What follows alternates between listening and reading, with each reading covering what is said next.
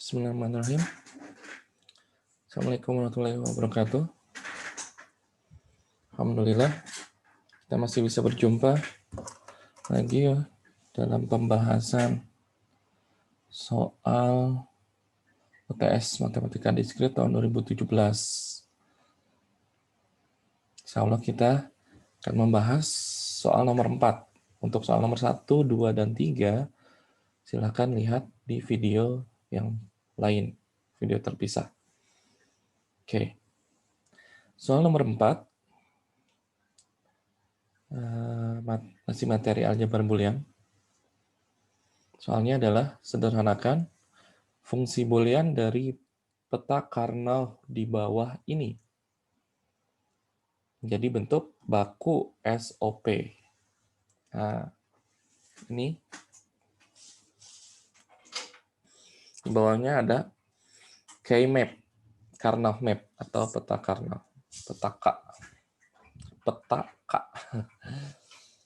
Nah, ini ada 16 sel atau 16 kotak gitu ya. 4 variabel otomatis. Variabelnya ada 4, Y, X, Y, dan Z. Nah, itu peta Karnaughnya seperti itu. Nah, langkah karena peta Karnaughnya sudah diberikan, berarti menyederhanakan fungsi boolean menggunakan K-map, ya berarti setelah setelah mempunyai K-map-nya, kita kelompokkan kotak yang berisi angka 1 atau kotak yang berisi angka 1. Jika gitu ya memungkinkan, kita bentuk menjadi oktet. Oktet itu berarti ada 8 kotak satu kelompoknya gitu ya. Berarti bisa 4 itu 2 baris atau 2 kolom. Kalau tidak memungkinkan jadi oktet, kita kelompokkan jadi 4. Itu quad.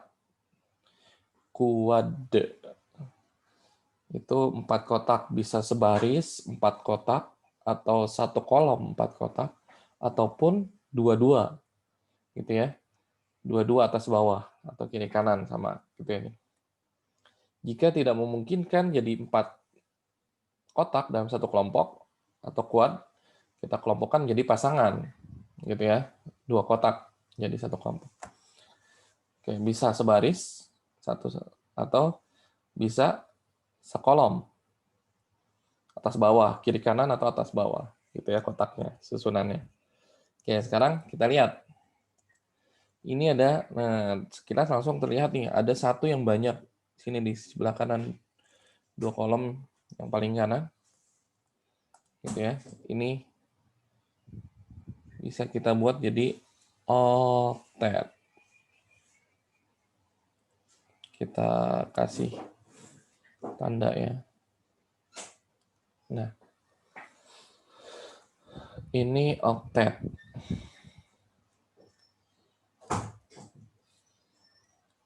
Oktet. Oke, berikutnya supaya beda gitu ya.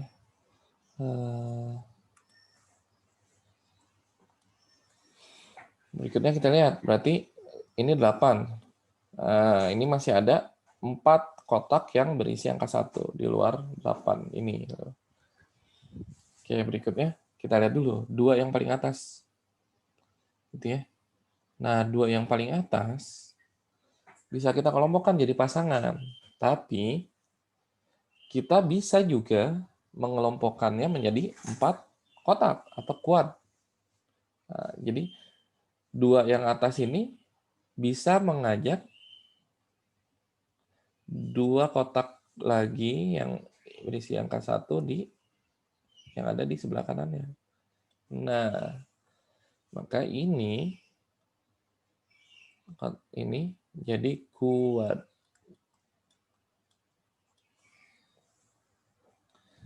Seperti itu ya. Nah, jadi kotak yang tadinya belum punya kelompok boleh mengajak kotak yang sudah punya kelompok, gitu ya, yang ya jelas ya harus yang isinya angka 1, gitu, untuk membentuk menjadi satu kelompok, itu boleh. Oke, berikutnya berarti masih ada 2. Nah, satu yang ini bisa jadi pasangan dengan mengajak satu yang di sebelah kanannya. Bisa jadi 4? Nggak bisa, gitu ya. Jadi 4 tidak bisa. Kenapa? Karena dia harus, kalau 4 tadi, kalau 2-2 atasnya 0, dia nggak bisa gitu kan, jadi 1 semua. Atau bawahnya juga ada 0, kirinya ada 0, gitu ya. Jadi dia hanya memungkinkan jadi pasangan. Nah, ini jadi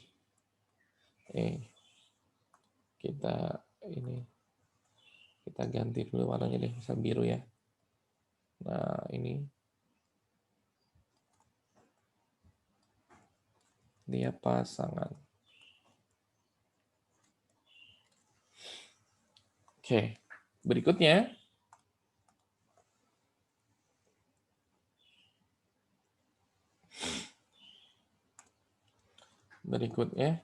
masih ada 1 yang di bawah. Nah, 1 yang di bawah ini gimana? Dalam penyederhanaan fungsi boolean, kita bisa nyebrang. Nyebrang tuh ya nama tekniknya itu teknik penggulungan.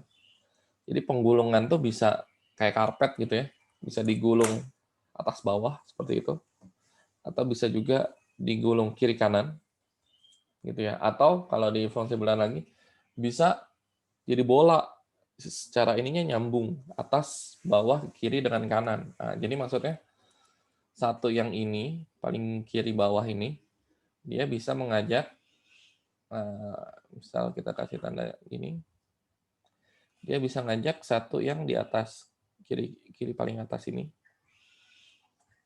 terus satu yang kanan bawah, sama satu juga yang ini. Nah, seperti itu ya. Jadi membentuk 4 kotak satu kelompoknya. Nah, ini berarti ini juga kuat. Nah, untuk membedakan berarti misal ini kuat 2, ini yang tadi yang atas ini kuat 1.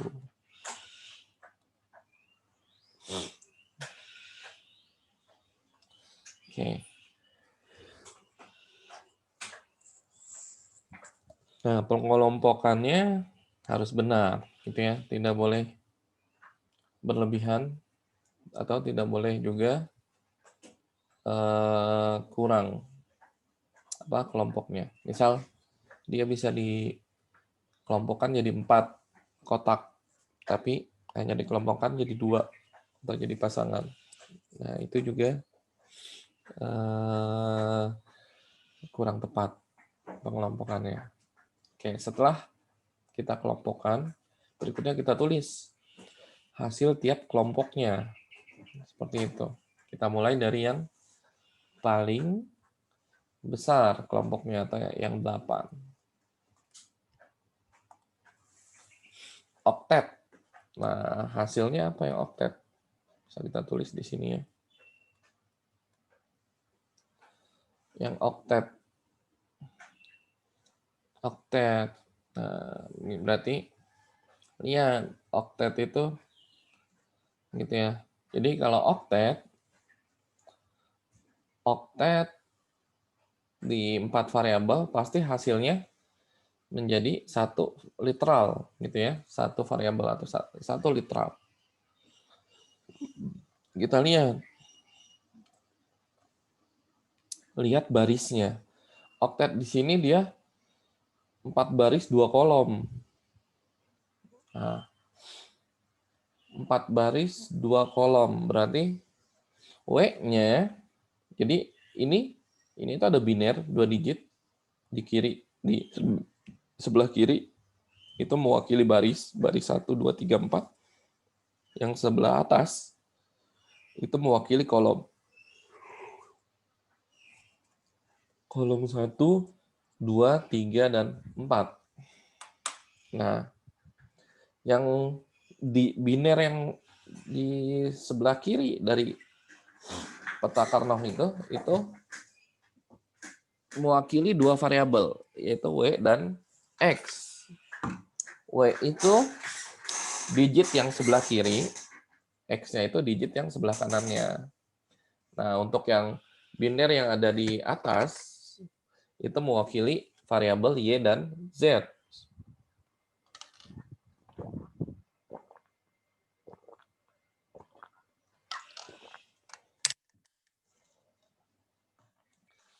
Biner yang sebelah kiri itu mewakili Y, variabel Y. Biner yang sebelah kanan mewakili variabel Z. Jadi, hasil dari tiap kelompok itu, kita cari variabel yang binernya itu sama. Oke? Cari variabel, ini karena K-map-nya peta Karnoff-nya itu ditulis binernya, gitu ya. Ada juga yang ditulis ininya,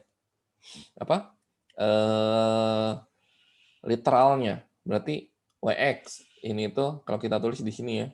Berarti ini jadinya W aksen X aksen.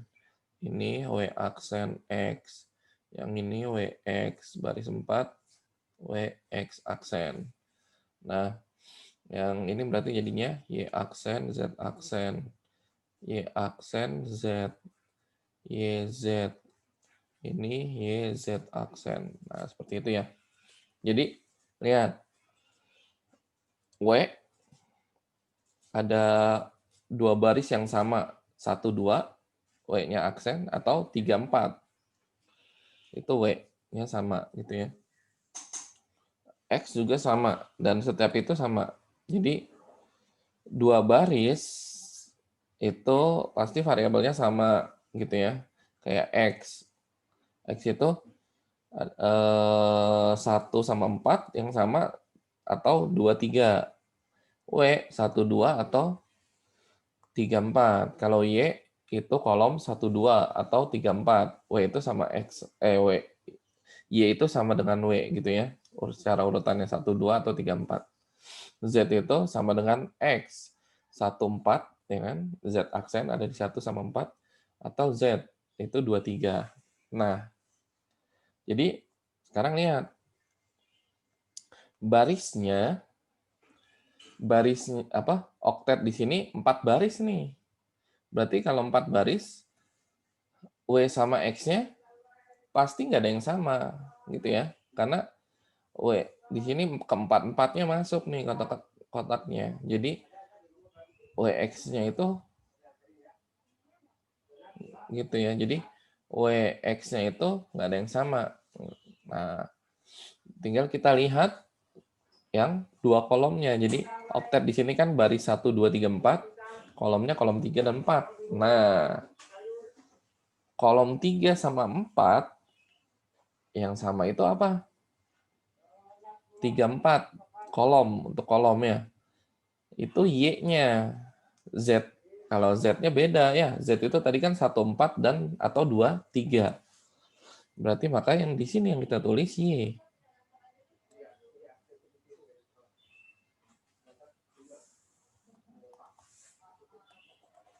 Atau biar sama ya warnanya. Nah, ini berarti yang kita tulis Y. Karena 3, 4. Gitu ya. Oktetnya ada di posisi kolom 3 dan 4. Oke, itu untuk oktet. Berikutnya quad 1. Untuk quad 1, lihat, dia ada 4-4-nya itu dalam satu baris. Nah, karena dalam satu baris, pasti W sama X-nya sama semua di keempat kotak itu. Gitu ya. Gitu. Jadi kalau satu baris, paling gampang gini. Kalau dia posisinya itu sebaris, maka barisnya tinggal ditulis lagi. W aksen sama X aksen. Kalau dia satu kolom, gitu ya, di sini nggak ada. Nah, kalau satu kolom, misal kolom 1, berarti tinggal ditulis variabel yang ada di kolomnya. Y sama Z, misal gitu ya, Y aksen, Z aksen. Nah, contohnya misalnya seperti itu. Nah, ini karena kuatnya itu dalam satu baris, berarti tinggal ditulis lagi variabel Y sama X ya. Y aksen, X aksen. Ingat ya, bukan WX, tapi Y aksen, X aksen. Nah, terus berarti YZ-nya gimana? Ya, YZ-nya pasti nggak ada yang sama kan ya? Karena Y-nya ini 4-4-nya, kolom 1, 2, 3, 4. Gitu ya. Di kolom 1, 2, Y-nya aksen. 3, 4, Y-nya nggak aksen. Z-nya juga sama. Jadi hasilnya cukup Y aksen, X aksen. Gitu ya. YZ-nya itu tidak ada yang sama. Oke, berikutnya. Kuat. 2.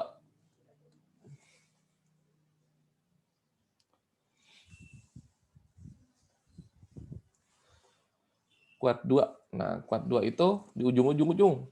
Berarti kalau secara barisnya itu ada di baris 1 gitu ya. 2 kotak ada di baris 1, 2 kotak lagi ada di baris 4. Nah, yang baris 1 sama baris 4 itu variabel apa yang sama? Itu X. X-nya X aksen ya.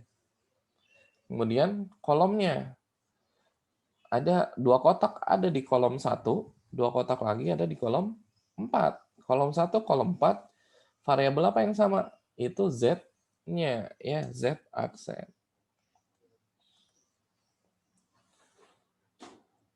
Oke. Terakhir pasangan. Nah, yang pasangan ini sebaris nih, 2 kotak kiri kanan ya. Otomatis barisnya tinggal ditulis lagi W sama X-nya. Nah, itu WX ya. Tinggal lihat ini nih yang udah ditulis. Oke, kemudian lihat kolomnya. 2 kotak ini yang pasangan ini ada di kolom berapa? Kolom 2 dan kolom 3. Nah, kolom 2 sama kolom 3 yang sama itu Y. Tadi apa? Kalau kolom 2 3 itu punyanya Z yang sama ya. Ini Z. Jadi hasilnya WXZ. Nah, berikutnya tinggal ditulis. Gitu ya, kita turunkan dikit.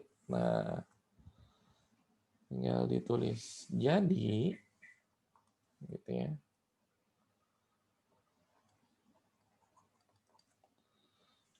Bentuk baku SOP-nya, gitu ya. Jadi, bentuk baku SOP-nya adalah, kita tulis lagi, F. Nah, fungsi F, gitu ya. Variabelnya ditulis. Variabelnya ada 4 kan ya? W, X, Y, Z. Sama dengan, nah kita tulis hasil dari tiap kelompoknya. Dimulai dari yang kelompok paling besar biasanya.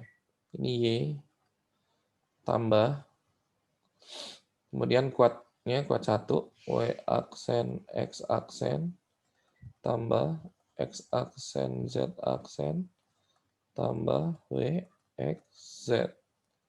Oke, nah, itu jawabannya. Untuk nomor 4. Jawaban akhirnya yang diminta kan bentuk baku SOP. Jadi hasilnya itu.